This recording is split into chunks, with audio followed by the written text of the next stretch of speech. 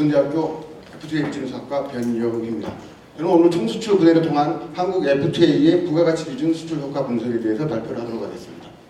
이 연구의 배경 같은 경우는 글로벌 가치 사슬의 심화로 국제 수직 분업이 심화되고 있는 현 실정에서 기존의 총량 기준 무역 계산 방식은 더블 카운팅의 문제가 발생하기 때문에 정확한 수치라든지 통계 내지는 참고 자료가 부수적으로 필요하다고 판단이 됐었습니다. 여기 보시면 자본집약적 산업이라든지 기술집약적 산업, 노동지작적 산업, 산업 전 분야에 대해서 글로벌 가치 사슬이 굉장히 심화되고 있다는 것을 알 수가 있습니다. 연구의 목적은 국제 투입 산출표를 이용하여 전 세계 수출의 부가가치를 16개 구성요소별로 분해를 했습니다. 기간별, 국가별, 산업별 부가가치 기준 무역 구조 및 변화 추이를 파악할 수 있었고요. 한국 자유무역협정의 무역 효과를 부가가치 기준으로 재측정해 보았습니다. 분석 결과를 토대로 정책적 시사점 및 대응 전략을 도출을 해낼 수가 있었습니다. 선행연구 검토를 한번 검토해 보겠습니다. 중간재 교육을 고려하지 않은 총액기준 무역 통계에는 중복계산이나 누락의 문제가 존재한다. 이러한 한계를 극복하기 위해서 부가가치 기준 무역에 대한 연구가 시도가 되었습니다. 2012년에 JM 방식이 하나 있었고요. 2012년에 KWW 방식이 있었습니다. KWW 거래 방식의 문제점은 산업 수준의 교육 자료를 합산했을 때 부가가치 수출액이 총 수출액을 초과하는 불일치성이 발생이 됐습니다.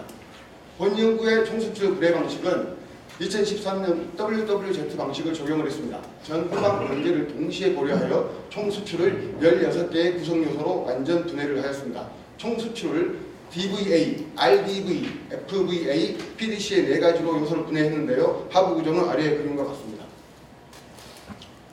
이 그림은 WWZ 방식의 총수출 분해 개념도입니다. 참고하시면 될 것 같고요. 본 연구의 차별성에 대해서 말씀드리겠습니다. 총액기준 무역 통계 이용에 따른 중복계산 문제를 해결을 했고요. JN, KWW 방식의 문제를 해결한 WWZ의 분해 방정식을 적용을 했다. 2016년 WIOD 데이터베이스를 이용해 기간, 국가, 산업적 한계를 보완하였다. 자유무역협정의 효과를 부가가치 기준으로 분석을 시도하였습니다. 분석 데이터 및 산업 분류는 아래와 같습니다. WIOD 2016년 판에 있는 자료를 참고로 했습니다. 저희 연구에서는요, 이 산업 분류가 지금 56개 산업으로 분류가 되어 있는데, 본 연구에서는 25개로 단축화를 시켜서 연구를 진행했습니다. 부가가치 기준 무역 구조 분석을 한번 보도록 하겠습니다. 제조업의 국내 부가가치는 연평균 0.21%가 감소를 했고 외국 부가가치는 0.61%가 증가하는 추세로 판단이 됐는데요. 이것은 글로벌 가치 사슬의 심화로 국제 간 수직 분업이 확대되고 있는 추세라고 판단이 되고요. 서비스업의 경우 같은 경우는 외국 부가가치가 총수출에서 차지하는 비중이 제조업에 비해서 월등히 낮은 것을 볼 수가 있습니다. 이것은 글로벌 가치 사슬의 결합도가 낮다는 것을 반증한다고 보시면 되겠습니다. 국가별 부가가치 기준 수출 구조 추이를 한번 보도록 하겠습니다. 우선 한국을 보시면요. 한국 같은 경우는 지금 DVA가 굉장히 좀 낮은 상황으로 이렇게 표시가 되고 있습니다. 이것을 긍정적으로 해석을 한다 그러면 글로벌 가치 사슬의 결합도가 굉장히 높다고 볼 수가 있을 것 같고요. 부정적인 측면에서 이야기를 한다 그러면 수출의 국내 경제 기여도가 낮다라고 판단을 할 수가 있습니다. 일본 같은 경우는 우리나라와 달리 DVA가 굉장히 높게 나타나는데요. 이것은 긍정적으로 보시면 높은 기술력으로 부가가치 완결형 경제를 이루고 있다. 부정적으로 이야기를 하면 GVC 결합도가 낮아지고 있다. 이렇게 볼 수가 있을 것 같고요. 중국 같은 경우는 쭉 낮아지다가 2019년부터는 다시 올라가는 증상이 나타나는데요. 이것을 긍정적인 부분으로 해석을 한다 그러면 중국의 가공무역 제한 정책으로 국내 부가가치가 증가한다 볼 수가 있고요. 부정적으로 판단한다 그러면 GVC 결합도가 낮아지고 있다. 대만 같은 경우는 한국과 대동소이합니다. 한국의 국내 부가가치 네트워크 구조를 보시면요. 가로 행축을 보시면 되겠습니다. 한국의 수출을 통해 유발한 부가가치 중 24.0%포인트는 대중국 수출을 통해 발생되었으며 미국 11.6%, 유럽연합 8.7%, 일본 5.9%가 나타났습니다. 한국의 부가가치 기준 국제 경쟁력 NRC 분석을 보시면요.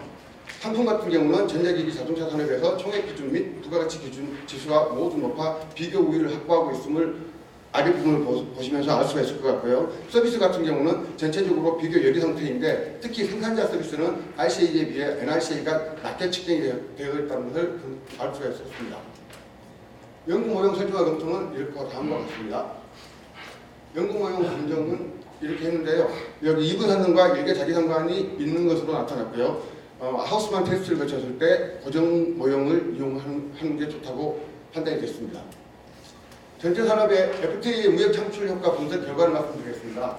전체 산업 분석 결과를 보시면 한국의 FTA 체결이 총액 기준 수출과 부가가치 기준 수출에 미치는 영향을 FE 모형으로 분석한 결과 FTA 체결은 한국의 총액 기준 수출을 약 21.4% 증가시키는 효과가 있는 것으로 분석이 됐고요. 또한 FTA 체결은 한국의 부가가치 기준 수출을 약 21.0% 증가시키는 것으로 분석되었습니다.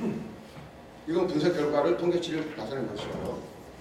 산업별 분석 결과를 말씀드리겠습니다. FTA가 부가가치 기준 수출에 미치는 효과는 섬유, 의류, 목재, 화학물질, 의약품 등에서 관찰됐고요. 그러나 FTA의 주요 특혜산업으로 인식되었던 컴퓨터, 전자, 광학기기, 기계류, 자동차, 선박에서는 부가가치 기준의 무역 창출 효과가 관찰되지 않았습니다. 이런 결과는 데이터의 한계, 모형의 통계적 안정성 및 분석 기관과 FTA 발효 시점의 불일치 등 여러 요인에 기인한 것으로 판단되나 그 원인은 정확하지가 않습니다.